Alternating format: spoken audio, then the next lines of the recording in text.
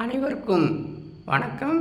ஞானபிதா பாரம்பரிய மூலிகை மருத்துவத்தின் சார்பாக இனிமேல் நோய் எதனால் வருகிறது, அந்த நோய்க்கு மருந்தில்லாமல் எப்படி குணப்படுத்தலாம், அதையும் மீறி மருந்தினால் குணப்படுத்தும் போது என்ன மருந்து கொடுத்து குணப்படுத்தலாம் என்பதை பற்றி நம்ம விரிவாக பார்ப்போம்.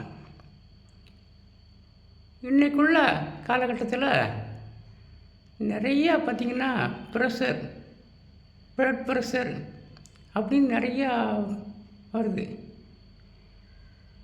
ப்ளட் ப்ரெஷர் ஏன் வருது அப்படின்னா, தலையிலையும் மூளையிலையும் சிறு நரம்புகளுக்கு அதிகமான இரத்த ஓட்டம் போகும்போது அது மூளை பலவீனமாக இருந்தால் அது பிளவுபட்டு ரத்தம் வெளியே வந்துடுது. ஒரு சிலருக்கு மரணத்தை சம்பவிக்கும், ஒரு சிலருக்கு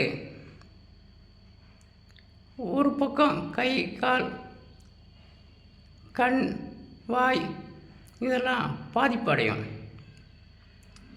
இது எதனால் வருதுன்னா, கல்லீரல் பாதிப்பு, நீர்ப்பை பாதிப்பு, நம்முடைய கிட்னி பாதிப்பு, இருதயம் பாதிப்பு, அதைவிட மன அழுத்தம். ஏதாவது ஒரு இது நிகழ்ச்சியை பார்த்து நம்ம அதிர்ச்சி அடைஞ்சாலோ அல்லது வீட்டில் ஒரு துயரமான சம்பவத்தை பார்த்து அதிர்ச்சி அடைஞ்சாலோ அந்த இதெல்லாம் வருது. ஒரு சிலர் பார்த்திங்கன்னா, ஒரு பெண்கள்லாம் கோமா ஸ்டேஜில் இருக்காங்க. அவங்கள கேட்கும்போது அவருடைய கணவன் இறந்துட்டாங்க, இல்லைன்னா மகன் இறந்துட்டாங்க, அந்த அதிர்ச்சியிலேருந்து அவங்க பார்த்திங்கன்னா இந்த மாதிரி யார்ட்டையும் பேசாமல் கோமா ஸ்டேஜில் இருக்காங்க. அப்படிங்கும்போது அந்த அதிகமான மன அழுத்தம் கொடுத்த உடனேயே மூளை பாதித்து அந்த மாதிரி கோமா ஸ்டேஜுக்கு நிறைய வந்துடுது. இன்னும் ஒரு சில ஆண்கள் கிட்டத்தட்ட 50 வயசுக்கு மேலே உள்ளவங்க, 40 வயசுக்கு உள்ளவங்க, அதுலேயும் 35 வயசில் உள்ளவங்களுக்கெல்லாம் இந்த பாதிப்பு வந்துடுது. அது காரணம் என்னென்னா, இன்றைக்கி அதிகமாக பார்த்திங்கன்னா ஆண்கள் நரம்பு தளர்ச்சினால் பாதிக்கப்பட்டு மிக அதிகமான போகம் பண்ணணும் விருப்பத்தில் இந்த வயக்கரா மாத்திரை, அதாவது நரம்புகளை தூண்டு மாத்திரையை பயன்படுத்துகிறாங்க.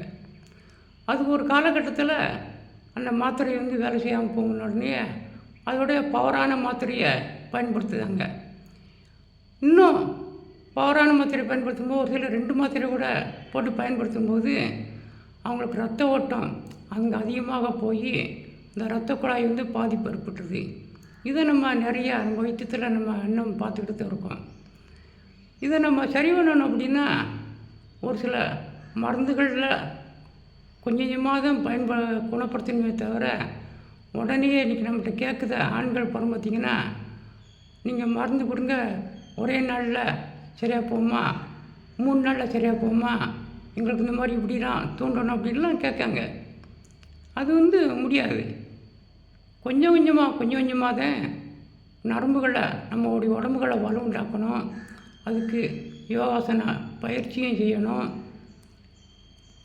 மருந்து மட்டும் குணமாக முடியாது, நிறையா பயிற்சிகள்லாம் இருக்குது. அதெல்லாம் சேர்த்து கொஞ்சம் கொஞ்சமாக எடுத்து நம்ம நரம்புகளை வலுவுண்டாக்கி இந்த சக்தியை பெறணுமே தவிர, அதிகமான மாத்திரையினால் நம்ம எதையுமே கொண்டு வர முடியாது. அதனால் நம்ம முக்கியமாக மன அமைதி, இன்றைக்கி ப்ரெஷர் வராமல் இருக்கணும்னா சாதாரணமாக இப்போ கோடை காலம், வெயில் தாக்கம் அதிகமாக இருக்குது. இந்த வெயில் தாக்கம் அதிகமாக இருக்கும்போது நம்முடைய மூளை குளிர்ச்சியை கொடுக்கக்கூடிய அளவுக்கு நல்லா பலமாக இருக்கணும். அது மாதிரி மழை காலத்துலேயும் குளிர்காலத்துலேயும் அதை தாங்கி உஷ்ணத்தை கொடுக்கக்கூடிய அளவுக்கு பலமாக இருக்கணும். அப்படி மூளை பலமாக இல்லை என்றால் அது செயலிழந்து பாதிப்பு நிறைய அடையும். இன்றைக்கி சாதாரண ஒரு வெயிலையே அதாவது வெயிலுடைய சூரியனுடைய வெப்பத்தையும் நம்மளால் தாங்க முடியாத அளவுக்கு இன்றைக்கி நிறைய ஆகியிருக்காங்க. அப்போ நம்ம ப்ரெஷர் வராமல் இருக்கணும் அப்படின்னா இன்றைக்கி பார்த்திங்கன்னா நிறைய பெண்களுக்கு ரத்தம் பார்த்திங்கன்னா 4 பாயிண்ட் 6 பாயிண்ட் தான் இருக்குது. அவங்களுக்கு பார்த்திங்கன்னா ப்ரெஷர் உண்டாகும். அப்போ நம்ம அந்த ப்ரெஷருக்கு வந்து இயற்கையிலேயே நம்ம முருங்கைக்கீரை, அதாவது முருங்கைக்கீரையும் கொஞ்சம் ஒரு பூடு அல்லது வெள்ளைப்பூடு சேர்த்து சூப் மாதிரி குடிச்சிட்டு வந்தோம்னா அந்த ப்ரெஷர் சரியாக போகும். இன்றைக்கி அதிகமாக மாத்திரை சாப்பிடுங்க கூட காலையில் எழுந்திரிச்ச உடனே உப்பு இல்லாத மோர் எடுத்து ஒரு 300 மில்லி மோர் எடுத்து சின்ன வெங்காயம் ஒரு 4-5 வெங்காயத்தை உரித்து வச்சுக்கிட்டு உடனே குடிக்காமல் கொஞ்சம் மென்று சுவைச்சி சாப்பிட்டுட்டு அந்த மோரை குடிச்சிட்டு வந்தாங்கன்னா அவங்களுக்கு மாத்திரையில் உடனே தூக்கி எறிஞ்சிடலாம். இது வந்து சாதாரணமாக உள்ள ப்ரெஷர் வந்து குணமாயிரும்.